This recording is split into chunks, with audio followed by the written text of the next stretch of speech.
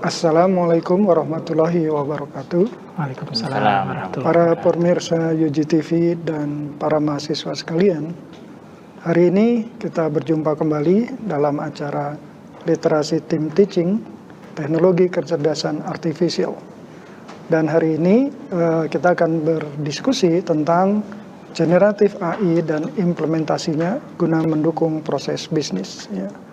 Di tengah-tengah kita sudah hadir ya, dua narasumber kita, Bapak Dr. Muhammad Iqbal nanti akan membawakan sesi segmen pertama. Ya. Kemudian Bapak Dr. Raden Suprianto akan membawakan segmen kedua dan ketiga, dan kami akan lanjutkan dengan diskusi terkait materi tersebut. Baik, para mahasiswa, kita akan mulai dengan segmen pertama, yaitu tentang definisi, jenis, dan penggunaan generatif AI. Ya. Baik, Bapak Dr. Muhammad Iqbal, saya kira waktunya Bapak menyampaikan materi tersebut. Terima kasih, Dr. Suni. Bismillahirrahmanirrahim. Assalamualaikum warahmatullahi wabarakatuh. Selamat pagi semuanya. Insya Allah pada semangat hari ini. Kita akan berbicara tentang generatif AI. Ini adalah salah satu buah perkembangan dari teknologi artificial intelligence yang sekarang manfaatnya sungguh besar dan kita bisa rasakan sama-sama. Mungkin dalam kira-kira 4 tahun terakhir ini generatif AI semakin lama semakin merambah ke seluruh kehidupan kita. Bahkan bukan hanya orang-orang yang berkecimpung di komputer saja, tetapi merambah ke banyak orang. Jadi generatif AI itu apa sebetulnya? Merupakan teknologi ya, artificial intelligence atau kecerdasan artifisial yang menghasilkan konten baru. Apakah teks, apakah gambar, apakah itu kode pemrograman misalnya, ya. Dan itu adalah ya dihasilkan berdasarkan pola data yang diberikan kepadanya begitu ya, dan ini merupakan bagian yang penting dalam timeline perkembangan teknologi kecerdasan artifisial ya. Awalnya dulu perkembangan artificial intelligence itu diawali dengan teori dan metode-metode bagaimana bisa membuat mesin itu berpikir ya seakan-akan ya, dan juga bertindak tentu saja seakan-akan manusia. Lalu kemudian itu menjadi lebih detail, menjadi machine learning misalnya, yaitu kemampuan komputer untuk belajar ya dari pengalaman-pengalaman atau data-data yang diberikannya kepada dia begitu tanpa pemrograman oleh manusia. Jadi lebih machine learning itu adalah lebih ke teknik penalaran. Kemudian perkembangannya ke deep learning makin dalam lagi. Ya, bagaimana manusia itu mengolah penalarannya, mengolah kognitifnya begitu ya dengan jaringan sarafnya. Kemudian itu dibuat jaringan saraf tiruannya sehingga kemudian komputer bisa melakukan penalaran seperti halnya manusia melakukan penalaran.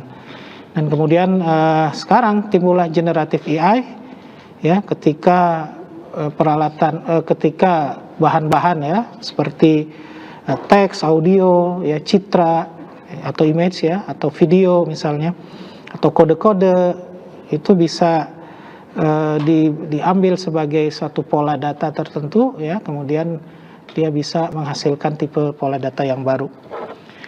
Nah, selanjutnya ya, jadi inilah perkembangan ketika sesuatu yang kita sebut dengan discriminative use of AI berubah menjadi generative use of AI. Makanya AI ini disebut dengan generative AI. Ya, karena ini merubah cara bagaimana teknologi AI itu berkembang. Ya, dalam penggunaannya ya. Nah, kita akan lihat nih ya perbedaan antara discriminative AI yang sebelumnya ya, kemudian perubahannya sekarang menjadi generatif AI. Jadi ini perbandingannya ya, head to head-nya ya. Dilihat dari pendekatannya misalnya AI tipe lama ya menggunakan machine learning dengan algoritma yang disebut dengan supervised atau unsupervised learning. Ini adalah satu teknologi ya untuk melakukan prediksi ya berdasarkan pola-pola dari data yang diberikan ya sebagai data pelatihan begitu. Nah, kalau itu untuk AI diskriminatif, tapi untuk generatif AI-nya justru menghasilkan data baru berdasarkan pola-pola data yang sudah dipelajari ya. Jadi dia akan mencoba menghasilkan data baru. Nah, dan tujuannya ya, kalau dilihat dari tujuannya, kalau discriminative AI itu berfokus pada tugas-tugas tertentu saja ya, klasifikasi atau regresi berdasarkan data yang dia sudah berikan. Tapi kalau generative AI tugasnya penyelesaian tugasnya bisa menyelesaikan secara kreatif, pembuatan teks-teks baru ya, sintetis gambar. Jadi kita bisa melihat sekarang banyak sekali wajah-wajah baru yang muncul gitu. Padahal dia bukan wajah manusia, tapi adalah wajah yang memang dibuat oleh generative AI. Itu contoh satu image misalnya. Terus persyaratan datanya, kalau teknologi AI yang lama biasanya data pelatihannya itu dikasih label atau tidak dikasih label tapi sudah diarahkan. Ya, itu di supervised learning misalnya. Ya. Nah, kalau yang AI generatif datanya itu ya tentu kebutuhannya lebih banyak gitu, tidak pakai pola, tidak perlu dikasih label dan seterusnya ya, lebih banyak. Yang penting data itu bisa dilihat polanya ya, dan akhirnya pola itu kemudian disusun ulang menjadi suatu pola-pola baru misalnya ya. Nah, keterbatasan dari AI lama itu karena kita memberikan rule atau aturan yang sudah eksplisit dan atau fitur-fitur yang sudah dikasih tahu sebelumnya ya, itu keterbatasannya itu ya. Jadi kalau ada yang baru, pola-pola baru dia tidak dikenali misalnya ya. Nah, kalau yang AI generatif ya, dia akan memulai mempelajari pola yang kompleks untuk menghasilkan pola yang baru ya. Tapi juga ada kemungkinan juga hasil yang dihasilkan oleh AI generatif ya, kemampuan interpretatifnya kan terbatas biasanya ya, kemampuan penalarannya, atau ya kalau kita lihat dari datanya ya, ketika si generative AI kekurangan data, maka dia akan mengarang data menurut pemahamannya sendiri gitu. Dia akan menyederhanakan, itu yang disebut dengan bias atau kadang-kadang disebut halusinasi. Jadi halusinasi itu. Jadi kita memang tidak harus langsung percaya apa yang diberikan generative AI, kita harus validasi. Ya, dari fleksibilitas, kalau AI lama itu agak kurang fleksibel dan dia akan kesulitan karena memang tidak ada kemampuan untuk beradaptasi dengan data yang baru atau tugas-tugas yang baru. Tapi kalau yang AI generatif itu akan lebih mudah beradaptasi. Ya, waktu pelatihan tergantung kompleksitas modelnya dan jumlah datanya kalau tradisional atau AI lama. Tapi kalau generatif AI ya, pelatihan AI generatif lebih banyak lagi komputasinya dan waktunya lebih banyak lagi. Jadi memang kalau kita baru menikmati di 4 tahun, kemungkinan proses pengambilan datanya sudah 2 tahun sebelumnya. Pemrosesan awalnya dari generatif AI yang mungkin waktu itu pertama adalah dari OpenAI, yaitu ChatGPT pertama kali keluar begitu. Nah, dari segi luarannya ya, AI lama itu akan menghasilkan prediksi atau wawasan berdasarkan data yang ada. Tapi kalau AI generatif bisa menghasilkan konten baru yang unik, yang berbeda bahkan ya dari kebiasaan-kebiasaan lama ya, dan tentu saja itu hanya bisa berdasarkan pola-pola yang sudah dia pelajari. Ya, kasus penggunaannya banyak ya, dua-duanya cukup banyak ya, terutama bidang analisis ya. Cuma memang kalau yang AI lama ya terbatas, tidak keseluruhan jenis analisis dia bisa lakukan dalam satu waktu. Dia hanya satu persatu aja berdasarkan rule yang dia punyai ya. Tapi kalau di bidang generatif AI sangat bagus di bidang kreatif ya. Jadi kurang lebih kalau kita perhatikan di sini ya, tradisional AI ya untuk analisis data ya dan untuk spesifik tugas saja. Sedangkan kalau generatif AI untuk membuat data baru, proses pembelajarannya ya, tradisional AI itu biasanya eksplisit terhadap aturan yang sudah ada dan algoritma yang sudah ada. Sedangkan kalau generative AI itu disebut dengan data driven, ya, learning, ya, jadi berdasarkan datanya, ya.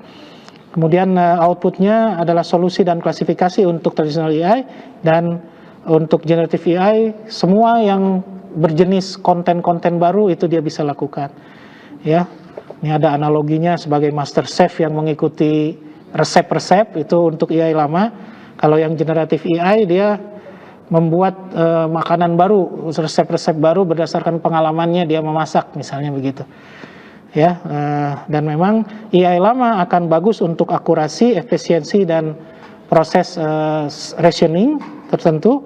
Tapi kalau untuk generative AI, untuk kreativitas, content generation, dan untuk mengeksplor yang lebih luas lagi.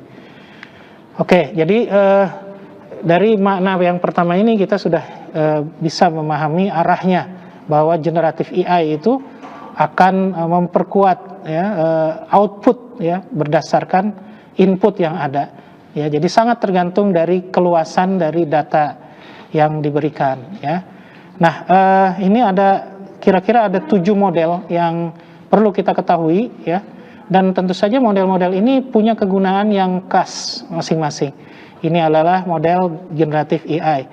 Model yang pertama, Generative Adversarial Network atau GANS, ini adalah model yang pertama, sehingga kemudian istilahnya dipakai sebagai nama dari generative AI ini, gitu. Ya, Generative Adversarial Network, ya. Jadi ini ada 2 jaringan saraf yang digunakan, yang satu generator dan yang satu diskriminator. Ya, kalau generator untuk membuat data baru, sedangkan diskriminator mengevaluasi keaslian dari suatu data, ya. Jadi dia selalu melakukan proses evaluasi terhadap apa data-data yang berhasil dia buat, begitu. Ya, jadi dengan dia dengan proses yang kompetitif satu sama lain, ya, generator terus mencoba menghasilkan data-data, ya, kemudian diskriminator mencoba melihat efektivitas atau kualitas, ya, kualitas data itu semakin mendekati asli atau bahkan sudah melewati asli, misalnya seperti itu, ya. Nah, maka kemudian tipe-tipe GAN ini sangat bagus untuk melakukan sintesa video, gambar, atau pengembangan yang teks dan seterusnya, ya. Terus yang kedua ada yang disebut dengan VAE, ya, Variation Autoencoders. Ini adalah teknik mirip dengan GAN, tetapi perbedaannya, ya, fokus pada pembelajaran distribusi data inputnya. Nah, ini lebih dia mengenakan suatu mekanisme statistik probabilistik, gitu, dari data-data inputnya, sehingga proses proses pengelompokan awal dari data-data itu bisa semakin terorganisir dengan baik, sehingga proses pembentukan ulang kembali data-data baru, pola-pola baru dari pola-pola lama itu menjadi lebih bagus lagi. Dan umumnya memang ini biasanya digunakan untuk bidang-bidang yang membutuhkan data yang lebih beragam dan kualitasnya juga tinggi, ya. Misalnya untuk penemuan atau desain-desain, misalnya di bidang medis untuk pengobatan, misalnya. Jadi keistimewaannya di sini dia punya encoder, lalu ada ruang laten. Nah, ruang laten inilah yang dipakai untuk kemungkinan titik data yang mau dibentuk itu di sini diproses, ada proses pengelompokan. Kemudian baru decodernya merekonstruksi ulang dari representasi yang sudah dipahami di ruang laten, ya. Kemudian ada proses pelatihan yang berulang di sini, ya, sehingga semakin lama semakin cerdas. Jadi ada kesamaan dari pola-pola pengembangan kecerdasan generatif AI ini adalah dia sering disebut dengan reinforcement learning. Itu dasarnya. Jadi selalu dia melakukan reinforcement dari temuan-temuan atau pola-pola baru yang sudah dia temukan. Artinya di sini pola-pola baru yang dia temukan akan dia masukkan lagi sebagai datanya, sebagai pola-pola barunya, ya. Nah, yang ketiga ini juga teknik transformer. Ini juga salah satu yang membuat booming generative AI digunakan sebagai sarana untuk berkomunikasi dengan bahasa natural. Artinya sekarang kita bisa menikmati ngobrol dengan Gemini misalnya, ngobrol dengan AI seperti ngobrol dengan teman aja misalnya begitu. Ya, sekarang orang mulai curhat ke AI, bukan curhat ke orang lagi gitu. Jadi artinya karena bahasa yang dibentuk itu sangat natural ya. Mendekati kayak kita antar manusia misalnya begitu ya. Dan dia bisa ada di sini kekuatannya di transformer ini adalah kemampuan yang disebut dengan mekanisme self attention. Jadi model AI transformer ini bisa mempertimbangkan pentingnya kata-kata yang berbeda di dalam suatu kalimat misalnya. Ya, jadi terlepas dari posisi kalimat ya, apa subjek, apa istilahnya itu semantik ya, gitu ya. Jadi seperti itu. Jadi kemudian dia bisa memproses, bisa mencari kira-kira kata-kata yang paling tepat, yang paling sesuai dengan konteks yang dia lagi hadapi misalnya begitu. Nah, ini yang ketiga transformer. Yang keempat, nah ini juga pengembangan RNN ya, recurrent neural network ya, dan juga ada LSTM maksudnya. Jadi ini juga model generatif yang untuk pemrosesan data yang secara sekuensial, dan dia akan mengingat terus apa yang sudah diperbincangkan sebelumnya. Makanya kita kalau buka percakapan baru dengan menggunakan Gemini, ChatGPT atau yang lainnya ya dari ini, dengan adanya LTSM itu kita bisa kembali ke atas ya. Coba kita percakapan yang pertama dianalisis ulang gitu dengan mempertimbangkan ABC. Jadi dia bisa mengingat percakapan yang sebelumnya. Nah, ini kemampuan ini yang disebut dengan LSTM ini ya, itu juga salah satu model ya. Jadi ketika kita misalnya untuk menulis artikel ya, puisi, penterjemahan, atau mungkin yang disukai oleh Pak Dr. Suni, Kopingho misalnya, sampai 300 series, 300 tahun, 3 generasi, itu kan terus menerus. Artinya kalau kita menggunakan tipe LSTM ini, dia akan ingat terus di jilid ke-1 ya, ketika kita membahas lagi di jilid ke-300 misalnya begitu. Nah, itu salah satu Gen AI yang menarik untuk terkait dengan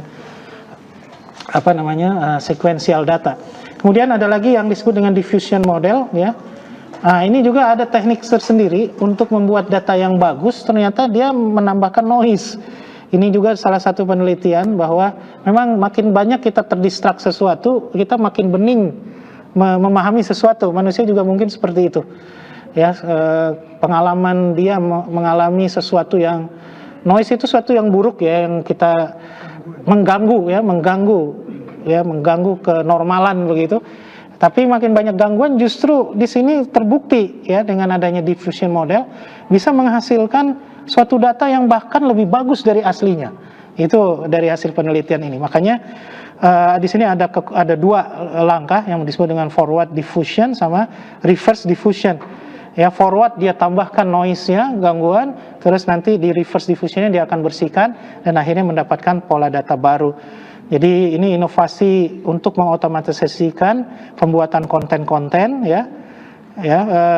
sekaligus menghilangkan noise pada datanya ya. Jadi memungkinkan, dan ternyata itu memungkinkan bangkitnya data yang canggih gitu. Yang keenam itu ada yang disebut dengan autoregressive model. Ini menghasilkan data selangkah demi selangkah. Dan dengan itulah maka dia bisa ya, berdasarkan pengalaman sebelumnya, dia bisa memprediksi elemen berikutnya ya. Jadi setiap prediksi itu sangat dikondisikan dari elemen sebelumnya. Nah, ini menarik ya. Jadi kemungkinan autoregresi ini ya, ketika kita menggabungkan kemampuan AI lama ya untuk melakukan forecasting dan seterusnya, ini autoregresi ini sangat bagus. Ya, karena dia akan akan melakukan proses pengembangan ya, proses pengembangan berdasarkan data-data sebelumnya, terkait data sebelumnya. Kemudian selanjutnya ini tipe yang ke-7 ya, ini masih 7 nih tipenya. Sebetulnya kita kalau mau cari lagi teman-teman ya, ini mungkin sebagai tugas bebas saja ya, mandiri aja. Kawan-kawan bisa mencari sendiri nih, sekarang tipe modelnya apa saja yang terbaru nih. Ini memang sementara masih dituju dulu, ya. Yang terakhir ini reinforcement learning for generative task, gitu. Ya, jadi agen AI belajar membuat keputusan dengan berinteraksi dengan lingkungan. Jadi bukan hanya data yang dia miliki, tapi dia juga berinteraksi dengan lingkungan. Nah, inilah ketika kita mulai memasukkan AI ke perangkat-perangkat hardware misalnya yang bisa berinteraksi dengan lingkungan, dengan sensor, dengan segala macam. Nah, ini semakin luas lagi AI bisa kita gunakan, dan pola reinforcement learning itu memang menjadi dasar pola dari pengembangan hampir seluruh model generatif AI yang sebelumnya. Jadi di sini kalau reinforcement learning kekasannya adalah adanya umpan balik yang memberikan hadiah atau memberikan hukuman kalau ada kesalahan gitu ya. Nah, jadi itu. Nah, selanjutnya mungkin sebagai gambaran tipe-tipe model generatif AI yang tadi saya sudah sebutkan itu biasanya dipakai buat apa? Misalnya GAN tadi yang pertama untuk membuat realistic image dan video itu sangat bagus. Transformer untuk bisa yang berhubungan dengan kata-kata, kalimat, speech recognition dan seterusnya. Terus VAE tadi ya, variation autoencoders itu untuk image dan teks. Flow based model ya, tadi yang 3 yang terakhir itu image, audio dan video, dan kemudian recurrent neural network untuk speech recognition atau NLP ya. Dan ini adalah sebagai contoh model-model AI yang ada ya, dari OpenAI ada GPT-4, sekarang udah GPT-5 ya. Kemudian ada Meta juga ada lama juga versinya udah keberapa tuh. Terus Google juga ada ya, dari Bard sekarang sudah berkembang menjadi Gemini ya. Kemudian itu untuk teks, untuk image dan untuk audio itu juga bermacam-macam. Nah, bagaimana cara kerjanya? Ya, kita mulai dari data prosesnya, lalu nanti ada model tadi ya, model yang 7 itu tadi yang kita gunakan apa? Sebelum masuk ke model itu ada proses trainingnya ya, kemudian selanjutnya baru diadaptasi untuk tugas seperti apa ya. Terakhir ini adalah cara kerja Gen AI, jadi ada 5 langkah. Yang pertama data collection dan processing, kemudian ada menggunakan model training apa tadi, yang tadi, lalu content generation, dan ada yang keempat yang sangat selalu ini yang di reinforcement learning itu adalah fine tuning dan optimization. Baru ada proses deployment nanti dibuka untuk sebagai aplikasi untuk orang banyak. Itu saja mungkin sebagai awal, mudah-mudahan bisa semangat. Terima kasih Pak Dr. Iqbal.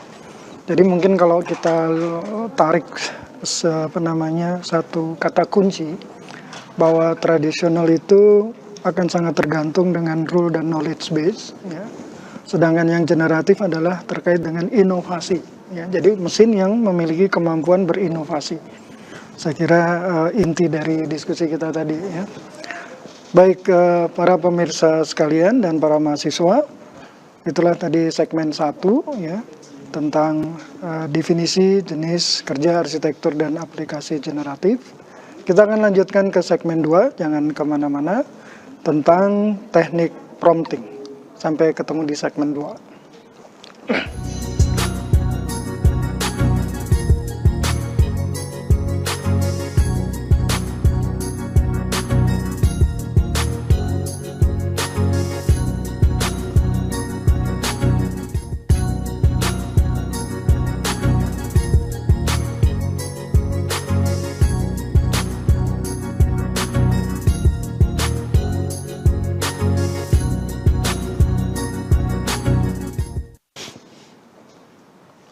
Para pemirsa dan para mahasiswa sekalian, ya, kita ketemu lagi di segmen kedua, ya, yaitu tentang teknik prompting. Ya. Prompting adalah sebuah kalau kita bisa katakan kode, ya, tanda.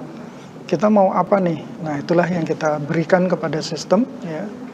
Kita kasih clue kepada sistem. Ya. Nah, kemudian sistem akan mencarikan jawabannya ya, berdasarkan bagaimana dia dibangun untuk keperluan apa. Nah, teknik prompting tentunya sangat penting ya, karena kalau kita salah kasih clue tentunya hasilnya juga akan tidak tepat ya. Baik, untuk teknik prompting kita akan disampaikan oleh Bapak Dr. Raden Suprianto. Saya persilahkan Pak Raden. Baik, terima kasih Pak Suni. Adik-adik mahasiswa serta pemirsa UGTV yang berbahagia. Ya, kita lanjutkan. Tadi sudah dibahas tentang berbagai model ya atau metode untuk mengenerate ya atau generating AI, artinya mengenerate ya kaitannya dengan ya, tag, image maupun data ya atau hal-hal yang memang diperlukan dalam kecerdasan buatan. Nah, di segmen kedua ini kita lebih kepada mencoba melihat lebih jauh tentang apa sih prompting ya.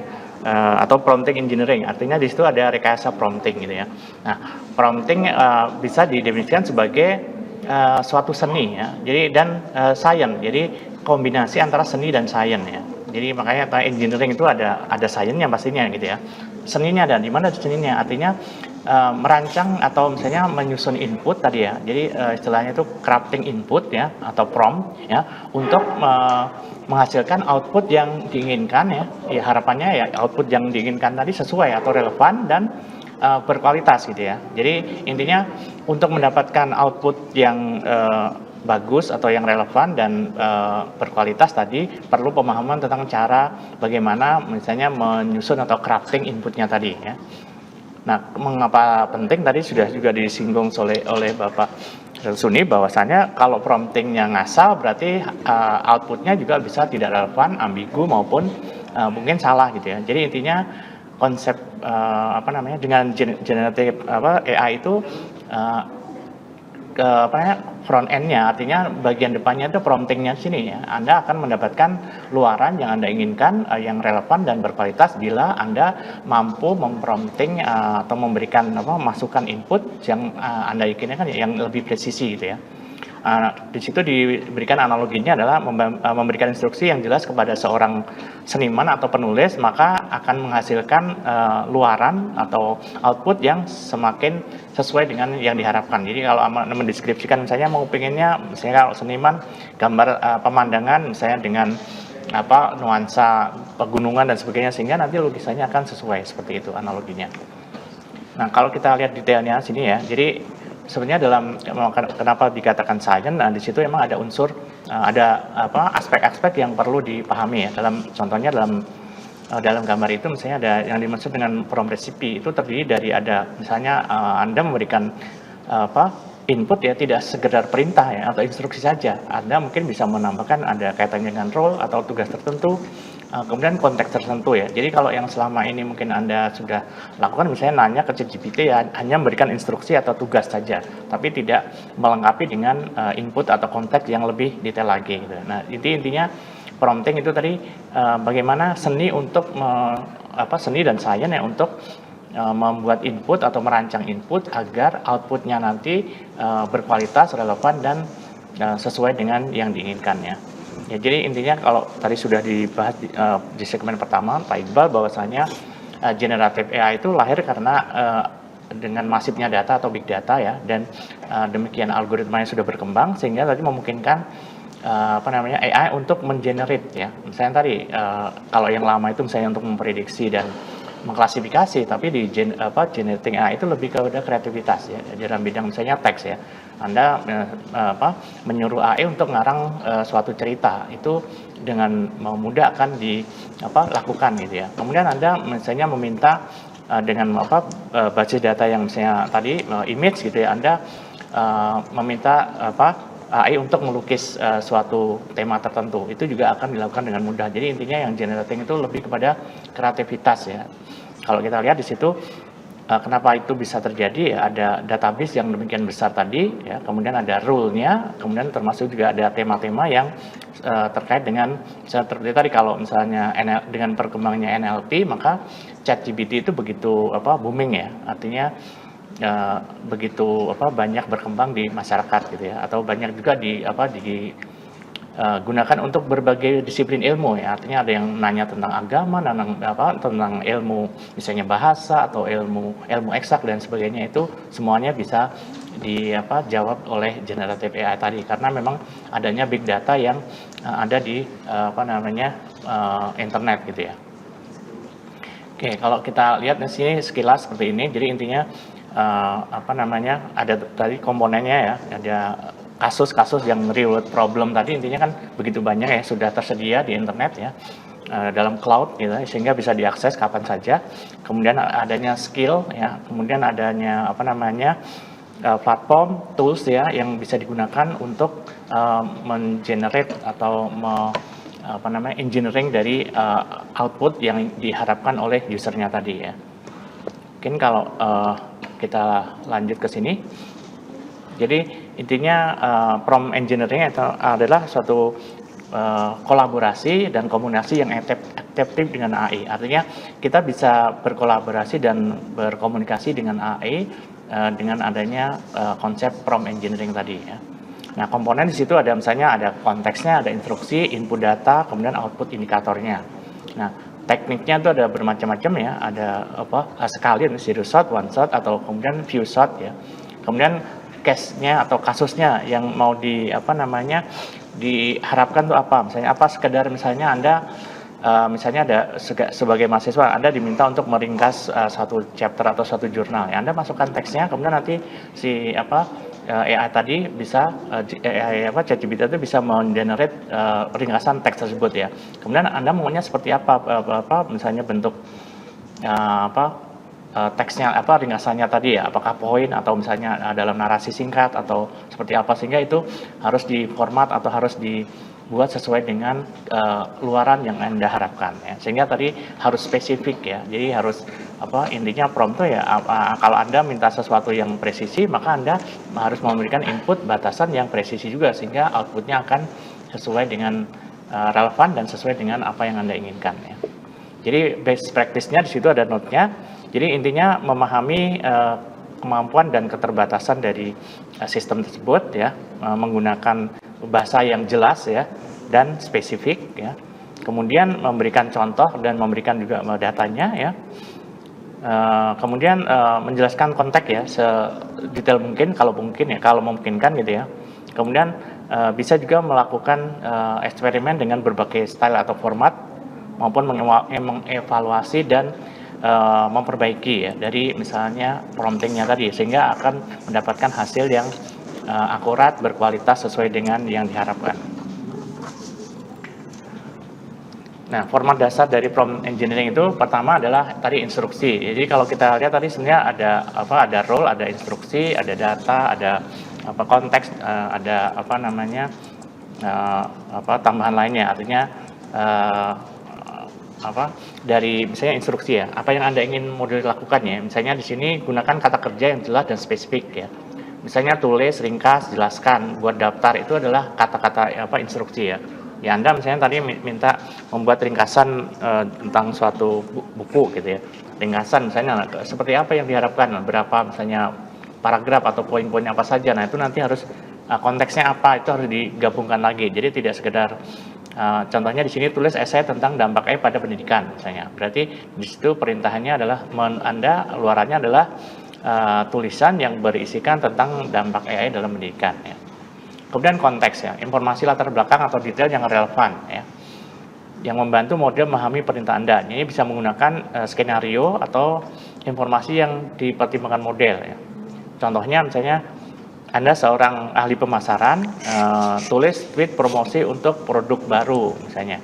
Nah, target audiensnya adalah mahasiswa. Jadi kalau misalnya seorang ahli pemasaran, bagaimana bikin tweet supaya nanti dampaknya itu cukup bagus ya, atau cukup tinggi buat mahasiswa ya. Nah, jadi di situ harus ada deskripsi yang jelas sehingga luarannya nanti akan sesuai dengan yang diharapkan ya. Termasuk juga tadi targetnya spesifik, misalnya target mahasiswa dengan target misalnya orang tua itu bahasanya juga berbeda ya. Kemudian data input ya. Jadi data spesifik yang perlu diproses oleh model. Nah, di sini bisa berupa teks yang akan diringkas atau pertanyaan yang wajib jawab atau juga penulisan yang harus ditiru. Kayaknya seperti apa ya.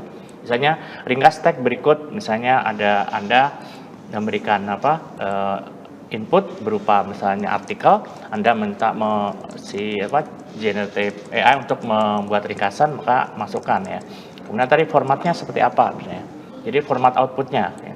Jadi bagaimana format yang dihasilkan tadi, apakah misalnya berupa esai, daftar, tabel, atau Misalnya kalau misalnya program, misalnya code ya, JSON ya, artinya Java ya, atau misalnya narasinya yang panjang, atau mungkin gaya bahasa formal, atau gaya bahasa yang kasual ya, atau misalnya gaya bahasa ya, anak muda lah gitu ya. Juga mempunyai struktur tertentu misalnya ya. Misalnya promptnya buat daftar 5 poin utama dari teks di atas disajikan dalam format bullet point. Jadi intinya daftar yang 1, 2, 3-nya itu dalam bentuk list gitu ya. Kemudian strategi membuat prompt engineering yang efektif. Pertama tadi jelas dan spesifik ya. Jadi hindari ambiguitas. Jadi intinya kalau Anda membuat prompt dan Anda menggunakan perintah atau kata-kata yang ambigu, itu akan menghasilkan tadi luarannya juga ambigu ya. Contohnya di sini misalnya prompting yang buruk ceritakan tentang AI. Kalau ini kan terlalu umum ya. Jadi itu tidak spesifik. Tapi misalnya jelaskan konsep dasar reinforcement learning ya untuk seorang yang tidak memiliki latar belakang teknis dan gunakan analogi sederhana. Jadi di sini lebih spesifik ya, sehingga nanti harapannya memang penjelasan tentang konsep reinforcement learning tadi secara spesifik, tapi tidak terlalu teknis karena di sini latar belakangnya bukan orang teknis gitu ya, dan bahasanya mudah dipahami, kira-kira seperti itu. Kemudian berikan contohnya, flowchart prompting ya, menunjukkan beberapa pasangan input-output ya, dan membantu model untuk memahami ya. Contohnya di situ misalnya inputnya apel, misalnya buah, kalau wortel sayuran. Nah kalau misalnya input mawar itu ChatGPT akan mawar itu termasuk apa misalnya? Ya misalnya buah bukan, sayur bukan, berarti klasifikasi yang lain. Nah dia akan mencari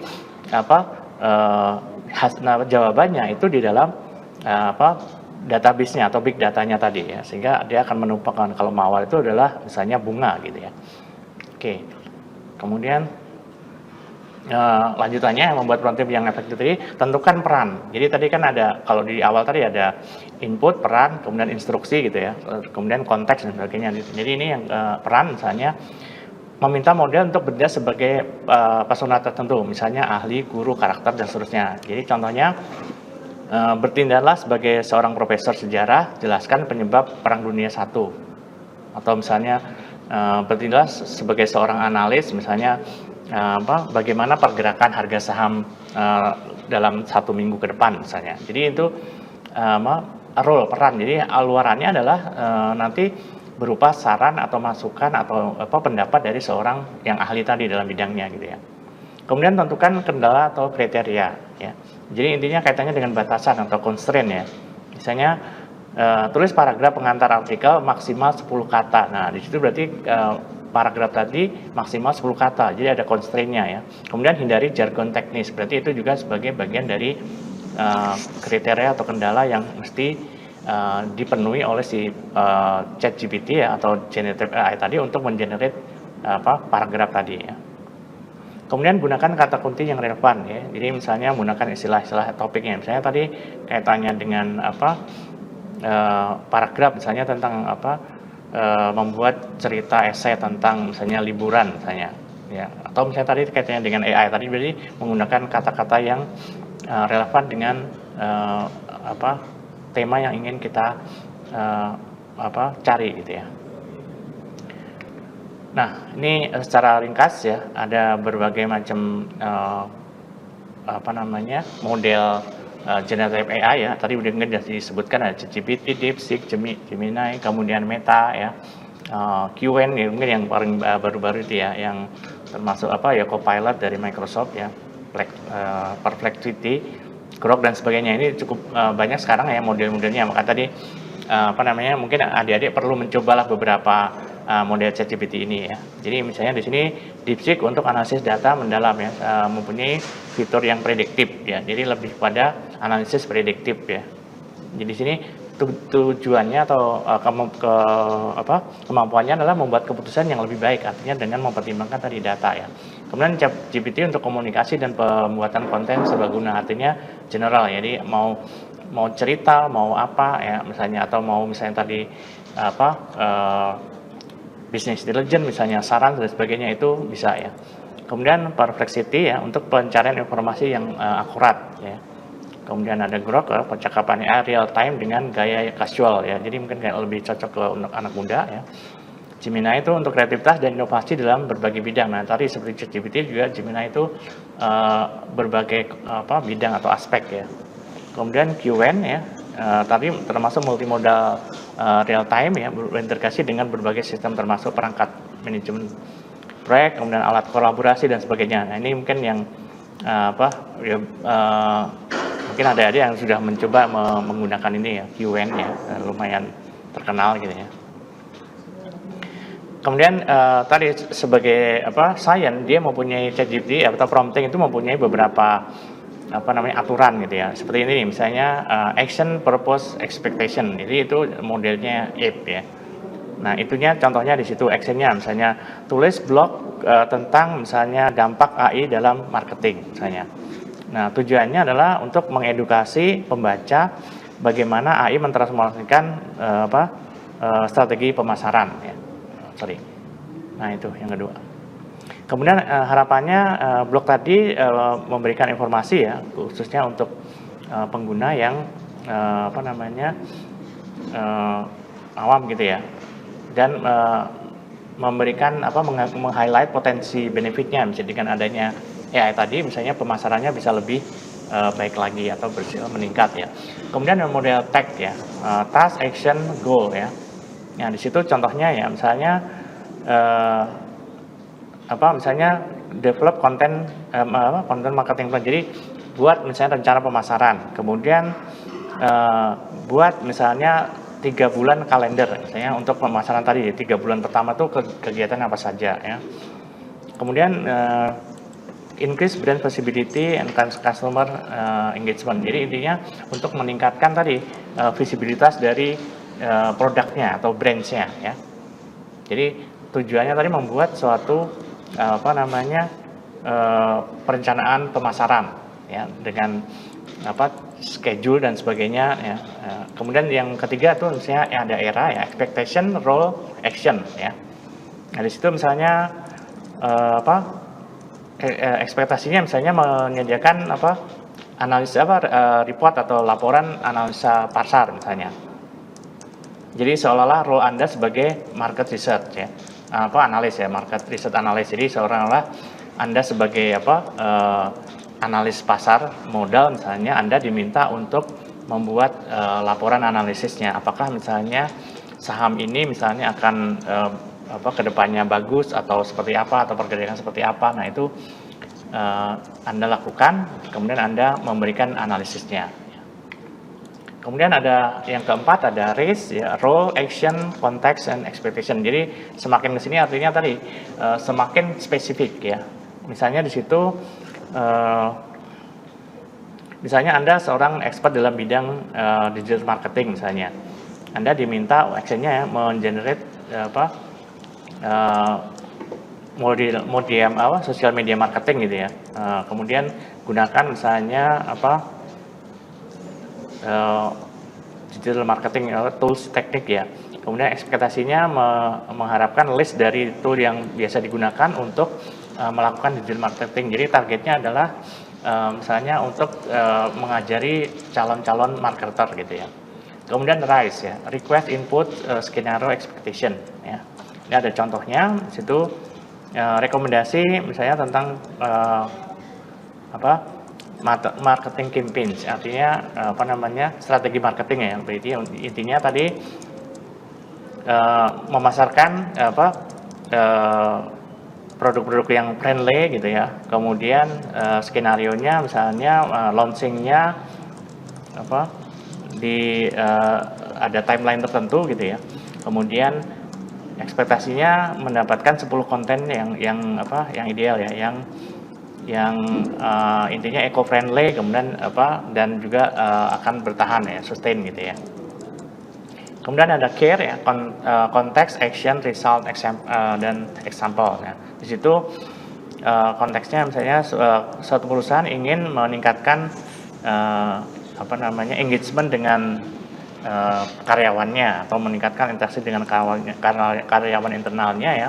Kemudian mendesain kegiatan antar karyawan tadi ya, meningkatkan engagement ya, mendapatkan feedback antar karyawan ya.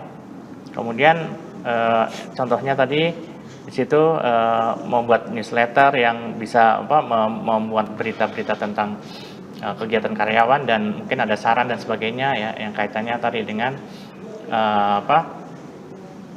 mendapatkan engagement atau supaya perusahaan itu lebih engage dengan karyawannya ya. Jadi membuat berita-berita yang related dengan karyawan, aktivitas dan sebagainya tadi ya.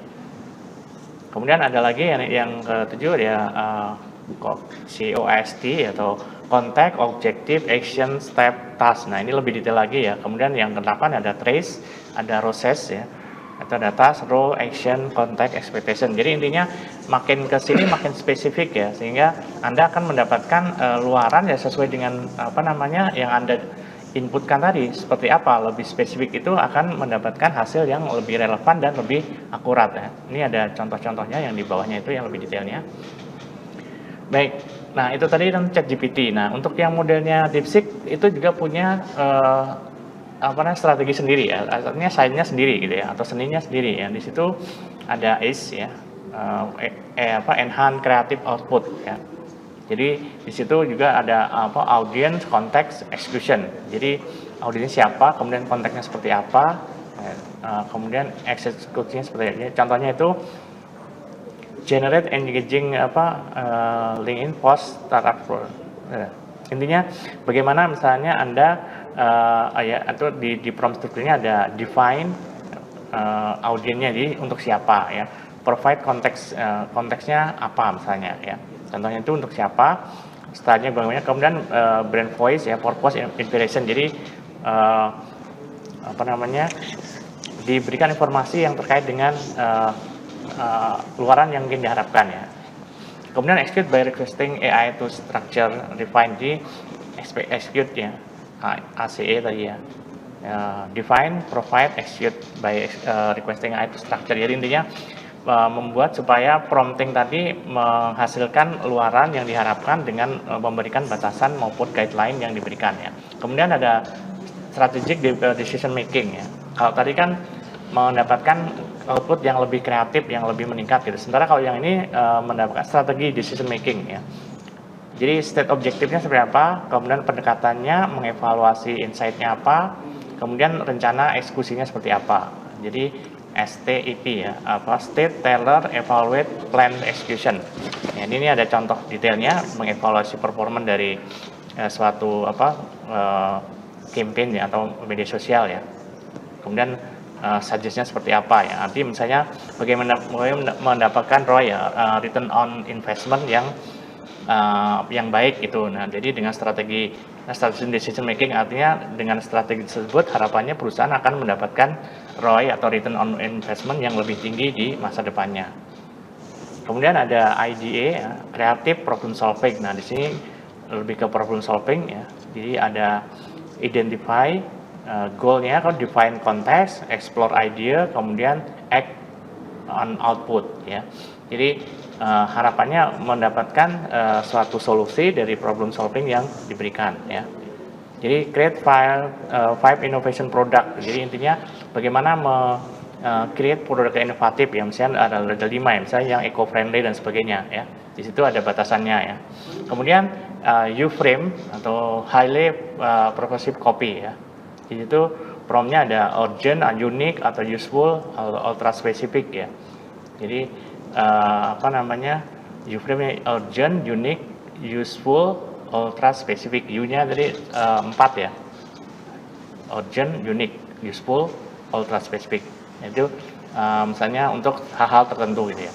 Kemudian ada marketing strategy creation. Jadi kalau ini lebih banyak ke orang-orang strategi marketing, misalnya market, audience, research, key action-nya apa. Jadi ada market analysnya, audiensnya siapa, research insight-nya seperti apa, key action-nya bagaimana ya.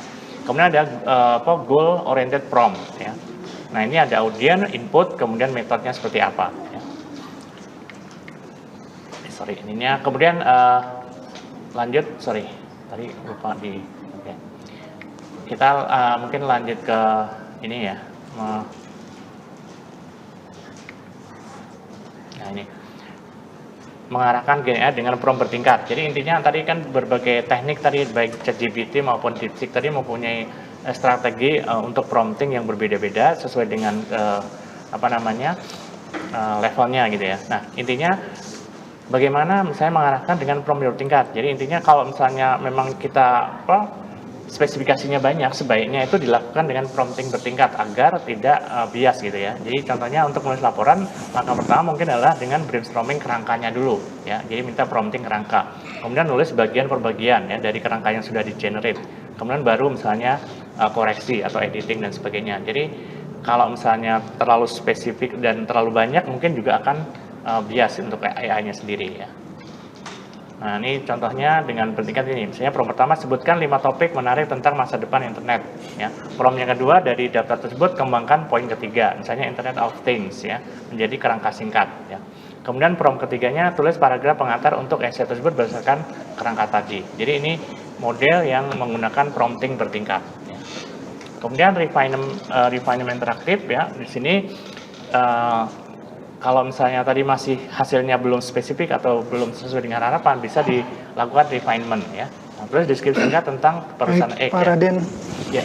mungkin bisa kita tarik. Ya baik, untuk sementara kita cut dulu sampai di sini. Jadi bagaimana mengarahkan, ada tekniknya tadi, intinya seni dan sains dari prompting itu banyak ya, dan spesifik supaya hasilnya tadi lebih akurat dan berpresisi, kurang lebih seperti itu. Ya mungkin nanti kita lanjutkan di ini berikutnya. Baik, mungkin bisa kita tarik ke bagaimana teknik kita berkomunikasi ya dengan mesin ya. Jadi termasuk juga konteksnya harus tepat. Baik pemirsa dan para mahasiswa sekalian, kita akan lanjutkan ke segmen ketiga, yaitu dengan aspek pertimbangan penggunaan generatif. Jangan berpindah dari channel UGTV ataupun di UGTV Official. Kita ketemu lagi di segmen 3.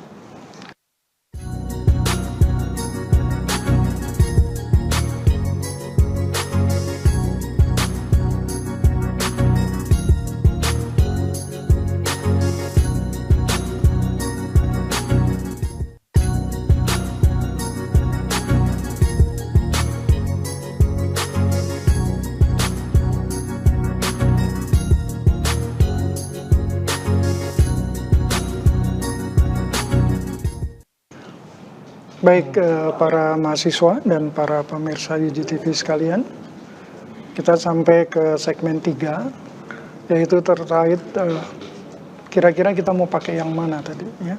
Ada metode, ada teknik ya, ada tujuannya untuk apa. Nah, banyak hal-hal yang harus kita pertimbangkan ya ketika kita memilih suatu metode ataupun teknik ya dalam pengembangan artificial intelligence ya.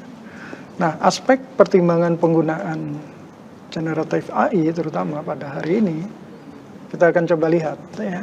Kira-kira apa saja yang menjadi aspek untuk mempertimbangkannya ya. Kembali kepada Pak Raden Suprianto, saya persilahkan untuk memberi paparannya. Silakan. Baik, terima kasih Pak Dr. Suni. Baik, kita adik-adik dan pemirsa UGTV. Jadi kalau di prompt engineering itu lebih kepada bagaimana tadi seni untuk membuat prompting ya supaya hasilnya tadi relevan, akurat ya atau presisi gitu. Nah, sebenarnya dengan AI itu kan intinya bisa menjawab semua aspek, semua kebutuhan gitu ya. Semua pertanyaan bisa dijawab ya. Tapi sebenarnya kalau misalnya seperti itu kan ada hal-hal yang tadi mempunyai risiko ya. Jadi di segmen ketiga ini kita akan coba membahas tentang aspek pertimbangan untuk menggunakan generative AI tadi ya. Jadi pertimbangan pertama adalah kaitannya dengan risiko ya. Jadi ada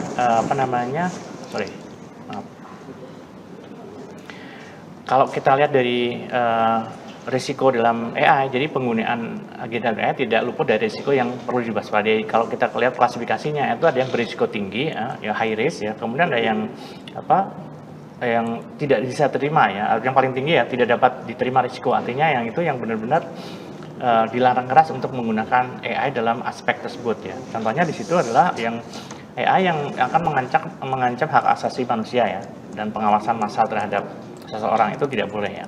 Kemudian yang risiko tinggi misalnya untuk AI di bidang misalnya transportasi, kesehatan, pendidikan ya.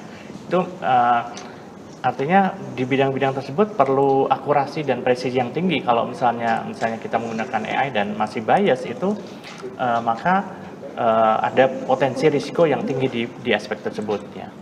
Kemudian risiko yang terbatas ya, yang ini yang mungkin yang masih diperbolehkan ya, dan maupun risiko yang minimal ya. Jadi AI untuk misalnya dalam chatbot ya, misalnya Anda membuat chatbot untuk menggantikan customer service gitu ya, tentang perusahaan Anda, tentang produk Anda dan sebagainya, itu masih risikonya relatif rendah gitu atau terbatas ya. Jadi intinya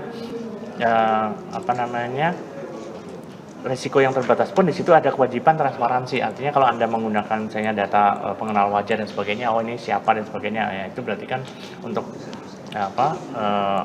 seperti itu ya, itu juga harus ada transparansi penggunaan datanya ya. Sementara risiko minimal itu ya misalnya dalam game itu ya, Anda misalnya mau menggunakan AI untuk game, artinya game-game sekarang yang cerdas itu memang sudah dikembangkan berdasarkan algoritma atau AI-nya tadi ya, jadi situ relatif minimal risikonya gitu ya. Ya, kemudian kalau kita lanjut ke sini ya, risiko dalam penggunaan AI pertama kaitannya dengan risiko halusinasi atau hallucination risk ya. Sorry. Loh, ininya nggak muncul ya teksnya.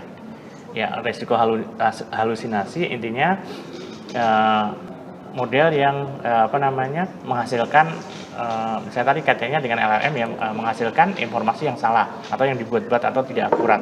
Nah, itu atau tadi ya, seolah-olah tadi kan generative AI bisa create ya, kreativitasnya itu tapi menghasilkan hal-hal yang tidak akurat atau salah tadi ya, itu disebutnya halusinasi ya. Nah, implikasinya penyebaran disinformasi, artinya kalau informasi yang di-generate dari adanya AI yang berisiko halusinasi tadi, maka bisa menyebabkan disinformasi ya, pengambilan keputusan yang salah karena datanya tadi tidak akurat atau fake atau palsu ya. Nah, bagaimana cara mitigasinya ya? Jadi memverifikasi silang informasi dengan sumber terpercaya. Artinya disarankan bahwa Anda tidak boleh percaya 100% pada luaran atau saran yang AI, tapi harus perlu memverifikasi dengan sumber data yang terpercaya. Ya. Oke, kemudian risiko bias ya, bias risk ya. Nah, model generative AI dapat dilatih untuk mengandung bias historis ya, sosial maupun budaya. Akibatnya model dapat mereproduksi bahkan memperkuat bias tersebut dalam outputnya. Jadi intinya kalau misalnya generative AI kemudian dilatih dengan data yang mungkin ada bias historisnya atau bias budaya atau sosialnya, maka bisa menghasilkan luaran yang juga bias gitu ya. Jadi intinya misalnya tadi implikasinya diskriminasi dalam konteks yang dihasilkan, misalnya bias gender, ras atau stereotip ya. Jadi hasil yang tidak adil dalam aplikasi seperti rekrutmen, penilaian kredit. Jadi bias gender ya. Jadi kalau rekrutmen dia tidak pandang bulu gender misalnya, atau penilaian kredit itu tidak pandang bulu. Kalau Anda menggunakan bias gender dalam memprediksi misalnya hasilnya, maka itu akan jadi bias gitu ya. Nah, mitigasinya bagaimana ya? Jadi kurangi data pelatihan yang cermat dan teknik mitigasi bias dalam model evaluasi output secara berkala. Jadi intinya tadi termasuk mekanisme untuk mengurangi adanya risiko bias ya. Kemudian risiko keamanan ya, security risk ya. Jadi intinya Gen AI dapat disalahgunakan untuk tujuan berbahaya seperti membuat phishing email ya, yang sangat meyakinkan dan menghasilkan malware ya, atau membuat konten deepfake untuk menipu ya. Jadi nah ini yang pernah juga ya misalnya konten-konten deepfake itu ya, sebenarnya itu kejadiannya tidak ada, misalnya ada foto, ada seolah-olah ada peristiwa ya, kemudian itu bisa menyebabkan keresahan orang dan sebagainya. Jadi intinya peningkatan serangan cyber ya, penyebaran konten palsu dan merusak reputasi dan keamanan ya. Jadi dampak dari risiko keamanan itu juga cukup signifikan ya. Mitigasinya pengembangan teknik deteksi konten buatan AI. Jadi ya salah satu untuk mengantisipasi ini menggunakan AI itu juga untuk membuat deteksi tadi ya. Jadi tadi kalau misalnya ada bias yang dihasilkan oleh deepfake atau misalnya informasi atau malware dan sebagainya, maka minta bantuan AI juga untuk mendeteksi adanya konten yang tidak sesuai gitu ya. Kemudian peningkatan kesadaran keamanan cyber, artinya si pengguna sendiri juga harus meningkatkan kesadaran cyber maupun mencermati regulasi penggunaan AI-nya itu di negara tersebut, artinya etika dalam penggunaan AI-nya seperti apa. Nah, ini pertimbangan penggunaan Gen AI. Kalau kita lihat dari data ini, persentase ya. Jadi intinya ketergantungan dan penurunan keterampilan. Artinya penggunaan Gen AI itu juga mempunyai dampak yang kurang baik ya. Jadi intinya tadi kan dampak positifnya misalnya ada kreativitas, bisa merancang produk baru, membuat inovasi, mendesain dan sebagainya. Tapi juga ada dampak buruknya ya. Salah satunya adalah ketergantungan terhadap AI tadi ya, dan penurunan keterampilan. Artinya kalau kita lihat di situ ketergantungan terhadap teknologi itu 60% ya. Dengan adanya Gen AI tadi orang semakin, misalnya mahasiswa semakin malas berpikir atau mencari itu ya, dia meminta Gen AI untuk mengenerate misalnya tadi tugas-tugasnya atau menanya tugasnya dengan Gen AI ya. Jadi potensi salah gunakan, artinya harusnya mahasiswa berpikir secara logik dan kritis tapi menggunakan AI untuk mengenerate dan itu diklaim sebagai pekerjaannya dia ya, itu yang nggak boleh ya. Kemudian ya tadi selain adanya ketergantungan, dampaknya bisa menurunkan kreativitas, artinya mahasiswa malas mikir, akhirnya kreativitasnya menurun ya. Dan itu juga sudah ada survei di kampus yang terkenal di Amerika ya, Harvard maupun itu, intinya mahasiswa yang ditreatment dengan berbeda. Ada yang full boleh menggunakan Gen AI, kemudian ada yang boleh menggunakan misalnya yang masih standar searching gitu ya untuk cari informasi, dan ada yang sama sekali tidak diperbolehkan. Dan hasilnya memang mahasiswa yang sama sekali tidak diizinkan menggunakan tools tadi kreativitasnya lebih tinggi, analisisnya lebih baik ya. Itu adalah fakta. Jadi intinya adik-adik mahasiswa boleh menggunakan ini tapi ya dengan konteks yang terbatas ya. Jadi jangan semuanya minta ChatGPT ya. Jadi Anda akhirnya jadi bisa sangat ketergantungan tadi ya. Ya termasuk sekarang ya. Mahasiswa sekarang atau Gen Z itu kemampuan hitungnya itu menurun. Artinya perkalian itu aja pakai kalkulator. Jadi kalau suruh ngitung perkalian seperti zaman generasi baby boomer atau gen awal gitu, artinya udah kemampuan sangat rendah. Artinya ngitung-ngitung sederhananya harus pakai kalkulator. Nah itu termasuk tadi menurunkan kreativitas ya, kemudian menurunkan tadi daya nalar dan sebagainya ya. Kalau kita lihat di situ lumayan besar ya, menurunkan kreativitas 60% ya, ketergantungan 64%, disalahgunakan potensi 65%, kemudian risiko pengangguran. Nah, intinya kalau banyak orang misalnya karyawan menggunakan Deep AI ya atau Gen AI tadi untuk misalnya melakukan pekerjaan-pekerjaan yang bisa dibantu yang biasanya dianalisis orang, akhirnya ya bisa mengurangi, nggak perlu banyak-banyak analisnya, misalnya cukup satu orang satu perusahaan misalnya, padahal mungkin diperlukan biasanya beberapa orang misalnya untuk menganalisis produk misalnya penjualannya atau misalnya untuk menganalisis pembelian bahan baku dan sebagainya ya, untuk akunting dan sebagainya itu, sehingga tadi pekerjaannya bisa digantikan dengan adanya AI tadi ya. Kemudian kalau misalnya AI misalnya mampu meng-create gambar deep image gitu ya, nah itu juga sulit misalnya membedakan ya. Risiko keamanan data termasuk diantaranya kalau dengan semakin banyaknya data yang disuplai tadi spesifik, maka itu ada risiko keamanan data ya. Kemudian juga kemampuan analisis yang kurang ya tadi. Jadi dari menurun kreativitas dan analisisnya kurang ya. Kurang lebih 40% itu menurun ya. Kalau Anda sangat tergantung Gen AI itu nanti daya analisis Anda akan berkurang ya. Jadi boleh digunakan tapi dengan konteks terbatas ya, sebagai pembelajaran pengetahuan boleh, tapi untuk yang tugas-tugas itu sebaiknya Anda tetap menggunakan otak Anda untuk memikir, menganalisis itu ya. Itu kira-kira sarannya. Baik, ini aspek pertimbangan lainnya, transparansi ya. Transparansi dalam ini kaitannya dengan pemahaman tentang bagaimana model menghasilkan output dan data apa yang digunakan untuk melatihnya ya. Tadi termasuk misalnya kalau data-data yang sifatnya spesifik tadi kan harus dilindungi gitu ya, sehingga dibatasi gitu ya penggunaan data untuk trainingnya tadi ya, termasuk saya nanti kaitannya dengan hak cipta dan sebagainya. Jadi Anda menggunakan data-data punya orang untuk training, akhirnya menghasilkan model yang Anda gunakan. Nah itu sebenarnya tidak etik gitu ya. Kemudian ada model black box ya. Pertama, deep learning yang dianggap sebagai kotak hitam yang sulit sebenarnya memahami proses internal ya. Implikasinya kurangnya akuntabilitas, kesulitan dalam mendiagnosa kesalahan atau bias, dan tantangan dalam membangun kepercayaan pengguna. Jadi kalau model black box tadi semua data dimasukkan sehingga tadi akuntabilitasnya berkurang ya. Sulit mendiagnosa kesalahan atau bias, artinya apakah data yang kita masukkan itu semuanya benar atau ada juga yang biasnya ya.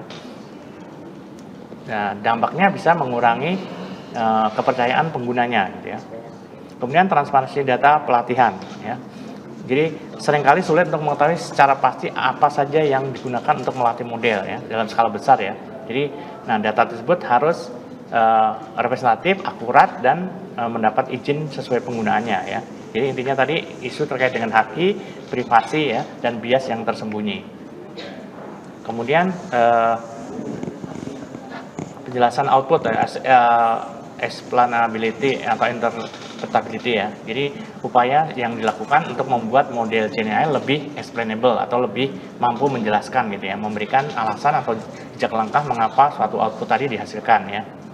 Jadi tekniknya attention mechanism ya, transformer, metode visualisasi dan lain-lain ya.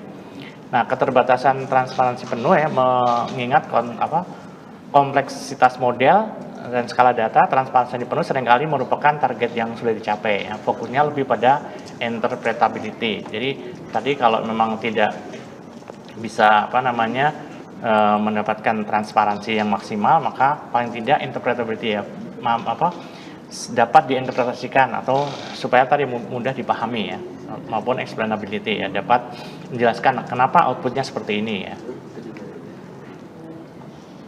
Nah, kemudian pertimbangan haki. Jadi kalau tadi misalnya Gen AI itu menghasilkan suatu, misalnya membuat puisi gitu ya, karya cipta atau membuat desain. Nah, siapa yang memiliki hak ciptanya ya? Apakah AI-nya atau orang yang mempromptingnya gitu ya?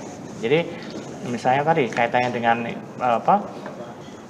haki yang di-generate dari AI atau intellectual property dari AI itu siapa yang punya misalnya ya. Jadi haki dalam data pelatihan misalnya, apakah pengguna data berhak ya mengklaim misalnya tadi ya misalnya tag gambar atau musik sebagai data pelatihan untuk model generative AI ya, itu merupakan pelanggaran haki atau tidak misalnya ya. Jadi tergantung dari hukum di negara tersebut ya. Jadi intinya isunya penggunaan karya seniman, penulis atau musisi tanpa izin untuk melatih model kemudian menghasilkan karya dalam gaya mereka itu melanggar gitu ya. Kemudian output yang dihasilkan AI tadi ya, tadi kaitannya dengan tadi kan dari trainingnya ya, kemudian akan menghasilkan sesuatu. Nah, produknya sendiri itu yang mengklaim hakinya siapa ya.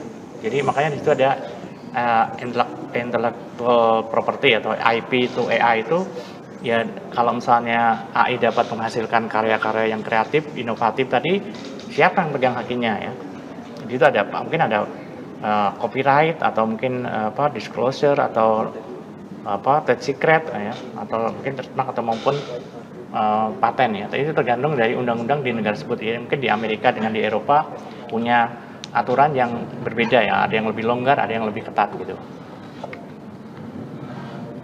Dan pertimbangan penggunaan AI ini kalau kita lihat dari konteks buatan AI ya, semakin sulit membedakan konteks buatan manusia dengan AI ya, dan menimbulkan tantangan dari penegakan haki dan otentisitas. Nah, di sini ada beberapa tool ya. Kalau kita lihat di situ ada undetectable, itu mempunyai akurasi ya untuk mendeteksi misalnya apakah itu produk AI, buatan AI atau manusia. Itu opsinya free dengan ratingnya 4,5 sampai 4,6 ya. Artinya software tool tersebut cukup bagus ya untuk digunakan ya, untuk mendeteksi tadi, untuk membedakan apakah produknya AI atau produknya manusia ya. Kemudian ada Winston AI ya, akurasinya 84% ya. Ini juga free option dengan ratingnya 4,2 ya sampai 4,5 ya. Kemudian ada Originality AI ya. Di situ 76%, kemudian GLTR ada sapling, jadi makin ke bawah itu akurasinya makin rendah ya. content slide, kemudian copy-leaks ya, cross-flag, dan GPT-0. Nah, mungkin yang pernah dengar ini GPT-0 itu biasanya ya digunakan tadi. Apakah itu teks misalnya puisi itu hasil dari Anda atau AI ya. Kemudian ada writer itu yang akurasinya paling sedikit. Nah, itu mungkin Pak Suni beberapa pertimbangan penggunaan AI. Jadi ada tools juga. Jadi intinya adik-adik mahasiswa boleh menggunakan AI tapi terbatas pada aspek tertentu, artinya tidak boleh menurunkan tadi kreativitas, daya analisis dan sebagainya, supaya ya sebagai mahasiswa dia tetap melatih, mengasah pemikirannya gitu. Mungkin itu dari saya yang baik. Menarik Pak Raden, dan terutama tadi haki ya. Sepertinya masih perspektifnya masih berbeda antara beberapa negara ya. Ya. Masih ada Tergantung perbedaan dari negaranya gitu. Baik, kita lanjutkan lagi. Pak Iqbal akan menyampaikan terkait dengan perlindungan data pribadi terkait AI. Silakan Pak Iqbal.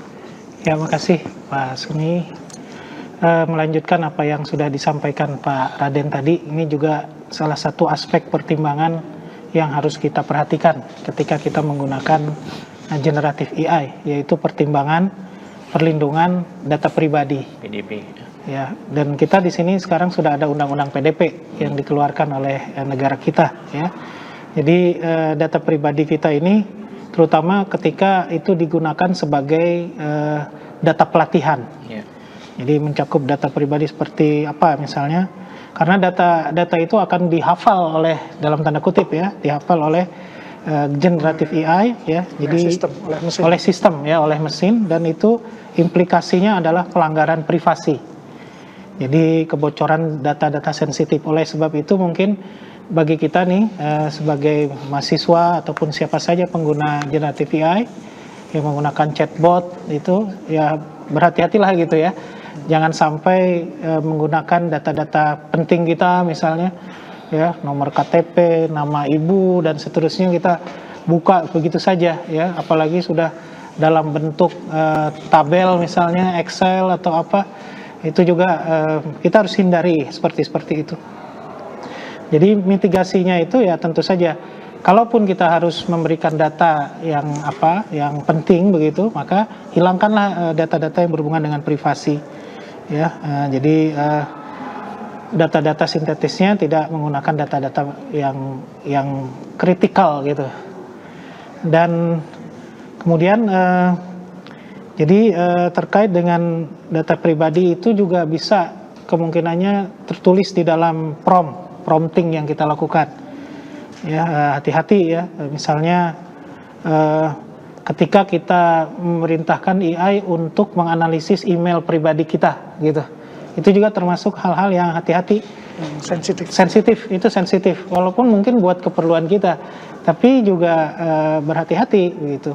Kalaupun memang mau menganalisis email, jangan email pribadi, misalnya email yang untuk digunakan untuk apa gitu, memang terbuka untuk umum misalnya ya. Jadi atau menganalisis dokumen internal, misalnya laporan rahasia perusahaan gitu ya. Itu juga kita kan mau meringkas, maksudnya mungkin tolong diringkas dalam bentuk yang lebih sederhana, lebih populer dan seterusnya, tetapi ternyata kita upload file dokumen misalnya ke sana, padahal itu sesuatu yang harusnya tidak untuk konsumsi umum, misalnya seperti itu. Ya, jadi ini resikonya apa? Resiko penyalahgunaan data, begitu. Dan kemudian oleh sebab itulah mitigasinya kita harus punya kebijakan privasi untuk penyediaan layanan, untuk pemrosesan data on device kalau bisa, ya, atau dianonimisasi istilahnya. Jadi isi datanya itu ya ada sebagian yang kita edit dulu gitu. Jadi anonim datanya. Di-blok. Ya, di-blok. Jadi yang bagian pentingnya aja. Karena data kita cuma mau lihat pola apanya. Artinya ada bagian field yang mungkin tidak dibutuhkan untuk dibuka begitu. Nah, terakhir mungkin yang paling penting itu adalah kita punya undang-undang perlindungan data pribadi sekarang. Itu jadi PR juga buat kawan-kawan mahasiswa untuk mengetahui ya bagaimana undang-undang itu bisa melindungi data pribadi kita ya. Jadi kita di sini sebagai pemilik data tentu saja ya. Terus ada juga ya pengguna data. Nah, jadi sejauh mana dia bisa menggunakan data. Dan hati-hati juga di situ ada proses pengaturan ketika aliran data. Ketika kita menggunakan internet untuk mengirim data, tentu saja aliran data itu juga harus aman, aliran yang aman, dan sekaligus itu juga biasanya aliran aman itu berhubungan dengan keamanan data, itu ada enkripsi, ya, enkripsi dan deskripsi yang ada di sana. Nah, jadi Undang-Undang Perlindungan Data Pribadi ini sudah di launching ya oleh pemerintah ya. Dan 2022 kan? Iya, udah cukup lama ya, dan prosesnya juga memang cukup detail ya. Sehingga sekarang sudah cukup lengkap. Jadi intinya adalah jenis-jenis data pribadi itu kita harus pastikan tidak untuk konsumsi publik gitu ya. Dan itu adalah hak-hak pemilik hak, salah satu hak dari pemilik data. Ya, sekarang ada ini bahkan katanya nggak usah ngasih KTP ya gitu, nggak usah fotokopi KTP. Memang harusnya dari dulu harusnya seperti itu. Redundancy. Jadi mestinya kita memanfaatkan karena kita sudah punya AI ini sekarang. KTP itu kan ada chipnya, mungkin chipnya yang kita baca ya, tapi dengan pembatasan tertentu. Kita boleh dibaca, itu sebenarnya lebih bahaya lagi, tapi memang harus ada disclaimer-nya ketika kartu kita dibaca oleh siapa dan untuk keperluan apa, itu harus ada disclaimer-nya. Ya, kalau untuk keperluan pemerintahan tentu saja nggak ada masalah sih sebetulnya, ya, tapi untuk yang hotel, untuk segala macam itu misalnya, itu juga salah satu yang harus diperhatikan gitu ya. Data pribadi, ada data pribadi yang bersifat spesifik, ini sebagai pengetahuan aja ya, supaya kita juga bisa melindungi data kita ya. Misalnya ada data pribadi yang bersifat spesifik, itu adalah data seperti informasi kesehatan, data biometrik ya. Data biometrik itu kayak mata kita ya, iris mata kita nggak bisa tuh dikerekam begitu saja sama orang lain sembarangan gitu. Terus sidik jari misalnya, itu data biometrik. Kemudian data-data genetik apalagi ya, data-data yang berhubungan dengan pemerintahan ya, data anak, data keuangan pribadi misalnya, dan ada beberapa data lainnya sesuai dengan peraturan perundangan. Tapi ada juga data pribadi yang bersifat umum, yang ini mungkin lebih bisa dibuka, seperti misalnya nama lengkap, jenis kelamin, gelar, kewarganegaraan, agama, status perkawinan juga termasuk, itu bukan sesuatu yang rahasia Pak Raden gitu ya. Nah gitu misalnya. Berapa? Tapi data anak nggak boleh. Ternyata data anak termasuk spesifik. Jadi kalau memang data pribadi kita, ya sudah data pribadi kita gitu. Data perkawinan berarti istri boleh gitu ya, tapi kalau anak malah spesifik di sini di peraturan nomor 27 ini tahun 2022 perlindungan data pribadi, data anak masuk data yang bersifat spesifik. Tapi rupanya data istri di sini enggak, maksudnya bisa diinikan ya. Dan ini juga hati-hati juga bagi kawan-kawan juga ketika nanti melakukan pengembangan generative AI. Ini karena misalnya pengembangannya itu melintas negara begitu kan. Jadi undang-undang PDP kita juga ada juga di negara lain. Itu juga harap diperhatikan bagi kawan-kawan ketika nanti melakukan pengembangan Gen AI ini untuk diambil data-data tertentu misalnya dari seluruh dunia, maka harus kita pilih ya data-data apa saja yang diperbolehkan ya. Nah, jadi itu yang terkait dengan pertimbangan penggunaan data pribadi. Jadi mungkin itu Pak Suni. Baik, luar biasa Pak Raden, Pak Iqbal.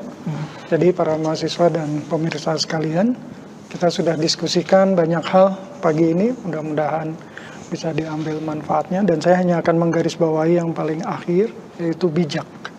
Bijaklah ya menggunakan bahwa banyak tools ya yang dibangun berdasarkan AI, dan tools ini, mesin ini perlu data tadi ya. Nah, sehingga para pemirsa dan para mahasiswa bijaklah ketika kita mengupload data, memprompting sesuatu ya.